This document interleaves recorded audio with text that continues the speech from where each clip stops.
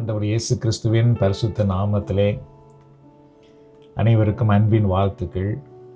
மீண்டும் இந்த ஏப்ரல் மாதம் ஆசிர் அருள்வாக்கு மூலமாக உங்கள் அனைவரையும் சந்திப்பதில் பெரும் மகிழ்ச்சி அடைகின்றோம். கத்தோலிக்க புதுவாழ்வு நற்செய்தி குழுவினர், ஆண்டவர் உங்களையும் உங்கள் குடும்பத்தையும் மலர்ந்திருக்கிற இந்த ஏப்ரல் மாதத்திலே நிறைவாக ஆசீர்வதிப்பாராக. இந்த ஏப்ரல் மாதத்திலே தூய ஆவியானவர் நம்ம கொடுக்கின்ற தலைப்பு பார்த்தீர்கள் என்றால் புதிய ஆரம்பம். நம்முடைய வாழ்க்கையிலே ஆண்டவர் புதியவைகளை செய்ய விரும்புகின்றார் என்பதை குறித்து தூய ஆவியானவர் இந்த மாதத்திலே நம்மோடு பேசுகின்றார். 2 கொரிந்தியர் 5ஆம் அதிகாரத்திலே 17வது இறைவார்த்தையில் நாம் வாசிக்கின்றோம். ஒருவர் கிறிஸ்துவோடு இணைந்திருக்கும் போது அவர் புதிதாக படைக்கப்பட்டவராயிருக்கின்றார். பழையவைகள் கழிந்து புதியன புகுந்தன என்றோ என்று சொல்லப்படுகிறது. யார் ஒருவர் கிறிஸ்துவோடு தன்னுடைய வாழ்க்கையை இணைத்துக் கொள்கின்றாரோ அப்பொழுது அவருடைய வாழ்க்கை புதுப்பிக்கப்படுகின்றது. பழையவைகள் மறைந்து புதியவைகள் தோன்றுகின்றன என்று சொல்லப்படுகின்றது. கிறிஸ்துவோடு இணைவது என்பது பார்த்தீர்கள் என்றால் ஒரு நாளில் வாழ்வில் ஒரே ஒரு முறை நடக்கின்ற ஒன்று அல்ல. ஒவ்வொரு நாளும், ஒவ்வொரு கணப்பொழுதும், ஒவ்வொரு மாதமும் அல்லது ஒவ்வொரு ஆண்டும் நாம் ஒவ்வொரு நொடிப்பொழுதும் கிறிஸ்துவோடு நாம் இணையும் பொழுது, கிறிஸ்துவோடு நம்முடைய வாழ்க்கையை இணைத்து வாழ ஆரம்பிக்கும் பொழுது ஆண்டவர் நமக்கு புதியவைகளை செய்கின்றவராக இருக்கின்றார். இந்த ஏப்ரல் மாதம் பார்த்துக்கொண்டால் எங்களுக்கு ஒரு முக்கியமான ஒரு செய்தியை சொல்லிக் கொடுக்கின்றது. அதாவது ஆண்டவர் இயேசு மரித்து உயிர்த்தெழுந்தார். அதுபோல நம்முடைய வாழ்க்கையிலும் பார்த்தீர்கள் என்றால் ஒரு புதிய ஆரம்பத்தை உயிர்த்த ஆண்டவர் இயேசு நமக்கு கொடுக்கிறவராக இருக்கிறார். அதுதான் இந்த மாதம் நமக்கு அதை ஞாபகப்படுத்துகிறது. அது ஒரு புதிய ஆரம்பம் நம்முடைய வாழ்க்கையிலே தொடங்குகிறது. அதாவது பார்த்தீர்கள் என்றால் நாம் எப்பொழுது நம்முடைய வாழ்க்கை இனி மேலே வராது, இனி நம்முடைய வாழ்க்கையில் நிம்மதி வராது, சமாதானம் வராது, சந்தோஷம் வராது, விடுதலை வராது, வெற்றி வராது என்றெல்லாம் நாம் நினைக்கின்றோமோ அதல்ல நம்முடைய முடிவு. மாறாக எவ்வாறு கிறிஸ்து மரணத்திலிருந்து உயிர்த்தெழுந்தாரோ அதுபோல நம்முடைய வாழ்க்கையிலும் ஆண்டவர் ஒரு புதிய ஆரம்பத்தை கொடுக்கின்றவராக இருக்கின்றார். பலருடைய வாழ்க்கையில் பார்த்து கொண்டால் அவர்கள் தங்களுடைய கடந்த காலத்தை குறித்து எப்பொழுதும் கவலைப்பட்டு கொண்டிருப்பார்கள். கடந்த காலத்தில் அவர்களுக்கு ஏற்பட்ட வேதனையான சம்பவம் அல்லது அவர்களுக்கு ஏற்பட்ட தோல்வி, அவமானம், இழப்பு, நம்பிய விடயங்கள் கைகூடாமல் போன காரியங்கள் என்று பல விடயங்களை பற்றி கடந்த காலத்திலே அவர்களுக்கு ஏற்பட்ட பல விடயங்களை நிகழ்காலத்திலும் அவர்கள் அந்த சுமையை சுமந்து கொண்டிருப்பார்கள். அப்படிப்பட்டவர்களாக நீங்களும் இந்த நாளில் இருக்கலாம். இந்த சூழ்நிலையில் தான் ஆண்டவர் உங்களோடு பேசுகின்றார். அவைகளில் இருந்த ஆண்டவர் உங்களுக்கு ஒரு புதிய ஆரம்பத்தை கொடுக்க விரும்புகிறார். இந்த மாதத்திலே ஏசாயாவின் திருநூல் 43ஆம் அதிகாரத்திலே வசனங்கள் 18 19 வரை உள்ள பகுதிகளை நாம் வாசிக்கும் பொழுது, முன்பு நடந்தவற்றை மறந்து விடுங்கள், முற்கால நிகழ்ச்சி பற்றி சிந்திக்காதிருங்கள். இதோ புதுச்செயல் ஒன்றை நான் செய்கிறேன், இப்பொழுதே அது தோன்றிவிட்டது, நீ அதை கூர்ந்து கவனிக்கவில்லையா? பாலை நிலத்தில் நான் பாதை ஒன்று அமைப்பேன், பால் வழியில் நீரோடைகள் தோன்ற செய்வேன். ஆண்டவர் இந்த வார்த்தைகளை பார்த்தீர்கள் என்றால் எவ்வாறு நமக்கு ஒரு புதிய ஆரம்பம் தொடங்குகிறது என்பதை அவர் எடுத்து காட்டுகின்றார்.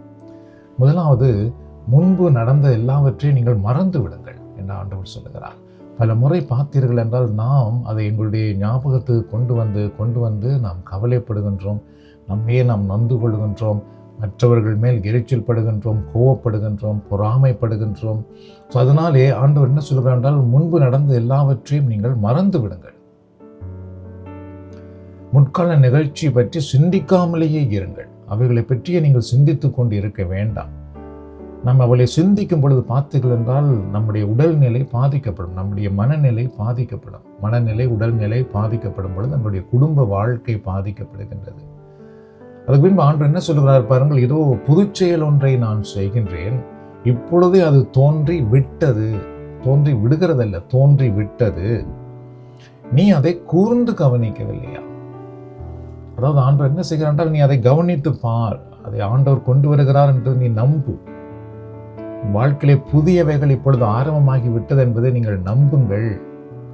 அது பின்பு ஆண்டவர் என்ன சொல்லுகிறார் பாருங்கள், பாலை நிலத்தில் நான் பாதை ஒன்று அமைப்பேன். நம்முடைய வாழ்க்கை பாலை நிலம் போல இருக்கலாம். பாலை நிலத்திலே பாதைகள் இருக்காது, எங்கு போவதென்று நமக்கு தெரியாது. பாலை நிலம் எங்கு பார்த்தாலும் அப்படியே ஒரு ஒன்றும் தெரியாத ஒரு பாதை இல்லாமல், பாதை தெரியாத ஒரு இடம் பாலைவனம்.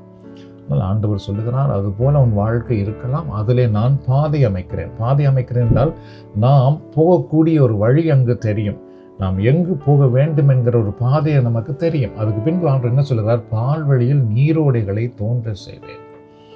பால்வழியிலே நீரோடைகள் இருக்காது என்றால் வறண்ட நிலம், வறட்சியான ஒரு நிலைதான் பாலை நிலம்.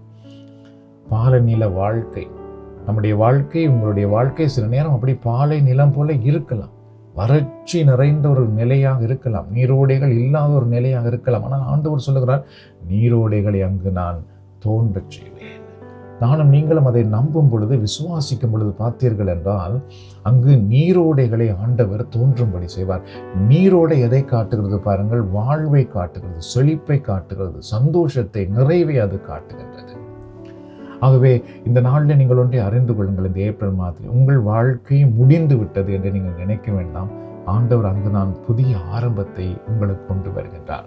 ரோமையர் 8ஆம் அதிகாரத்திலே 1வது இறைவார்த்தை சொல்லுகின்றது, ஆகவே கிறிஸ்து இயேசுவோடு இணைந்திருப்போருக்கு இனி தண்டனை தீர்ப்பே கிடையாது அப்படின்னு சொல்லப்படுது. அது அந்த வார்த்தையே நான் உங்களுக்கு சொல்லுகிறேன் என்றால், நானும் நீங்களும் எப்பொழுது கிறிஸ்துவோடு இணைந்து விட்டோமோ அல்லது இயேசுவை நாங்கள் விசுவாசிக்கிறோமோ, அவருடைய பாதையில், அவருடைய வார்த்தையில் நாம் வாழ ஆரம்பிக்கின்றோமோ, அப்பொழுது நம்முடைய வாழ்க்கையில பார்த்தீர்கள் என்றால் பாவத்துக்குரிய தீமைகளில் இருந்து ஆண்டவர் நமக்கு விடுதலை தந்து விடுகின்றார், நம்மை வாழ வைத்து விடுகின்றார்.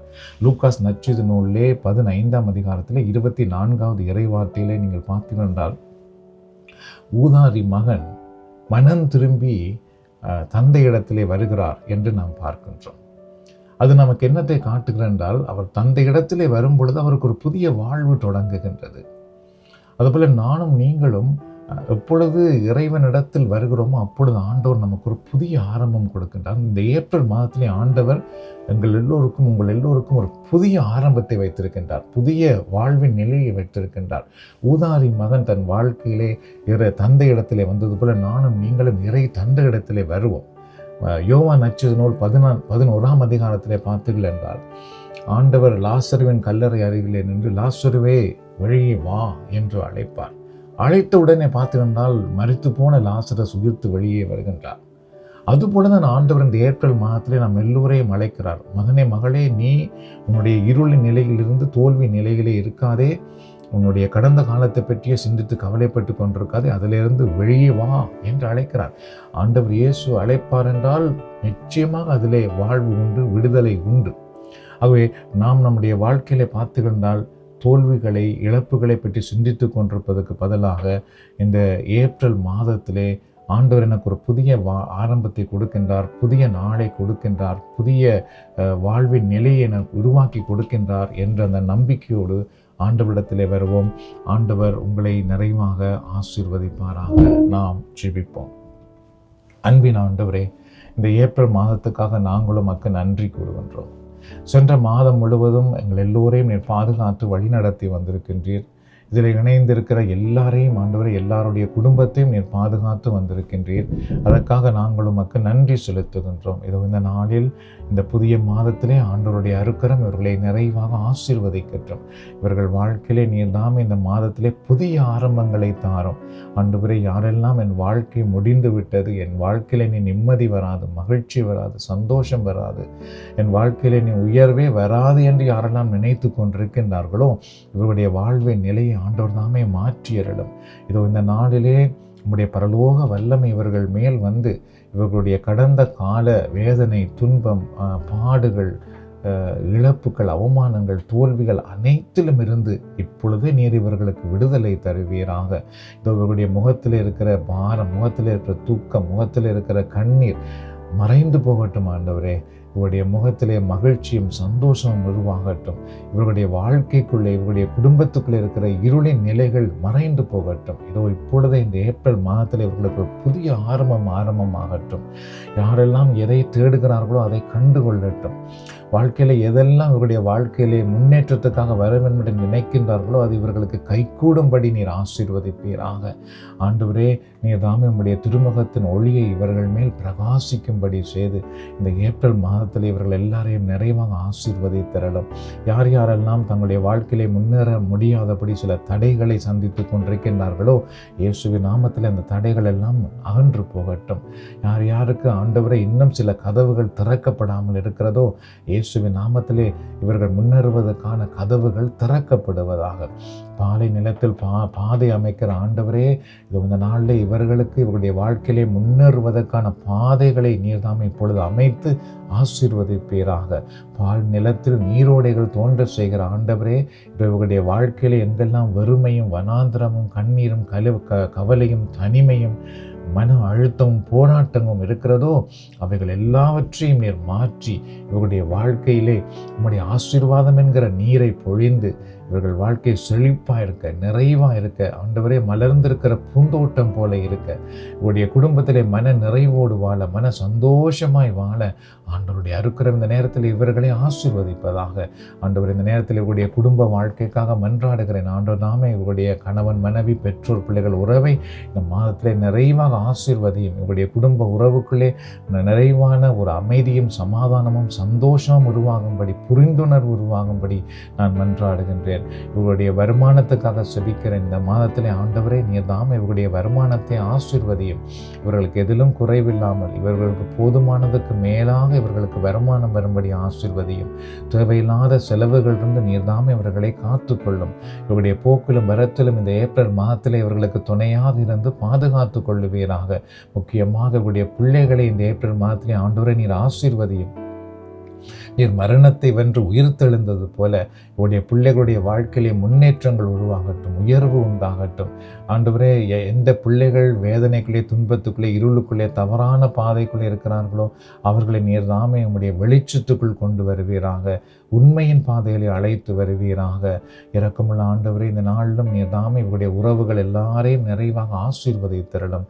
ஆண்டவருடைய அருக்கிற இந்த நேரத்தில் இவர்கள் மேல் அமர்ந்து இவர்களுக்கு வேண்டிய சுகத்தையும் விடுதலையும் தரட்டும். யார் சுகையினமாக இருக்கிறார்களோ இந்த ஏப்ரல் மாதத்திலே ஆண்டவரே இவர்களை நீர் சுகப்படுத்தும். இயேசுவின் தழும்புகளால் இவர்களுக்கு சுகம் உண்டாகட்டும், விடுதலை உண்டாகட்டும், ஆசீர்வாதம் இவர்கள் மேல் வந்து தங்கட்டும். இயேசுவின் நாமத்தில் மன்றாடி நீர் தருகிற நிறைவான ஆசீர்வாதத்தை, விடுதலையை, சுகத்தை பெற்றுக்கொள்கிறோம் இந்த நல்ல தந்தையே. ஆமென். ஆண்டவராக இயேசு கிறிஸ்துவின் அருளும் கடவுளின் அன்பும் பரிசுத்த ஆவியின் ஐக்கியமும் உங்கள் அனைவரோடும் உங்கள் குடும்பத்திலும் எப்பொழுதும் இருப்பதாக. ஆமென். இதுதான் சுதன் பரிசுத்த ஆவியின் பெயராலே. ஆமென். அன்பு சகோதர சகோதரிகளே, இந்த நிகழ்ச்சி உங்களுக்கு ஆசீர்வாதமாக இருந்தால் இந்த ஏப்ரல் மாதத்திலே மற்றவர்களுக்கும் இதை நீங்கள் அனுப்பி வையுங்கள். அவர்களும் இதை பார்ப்பதற்கு உதவி செய்யுங்கள்.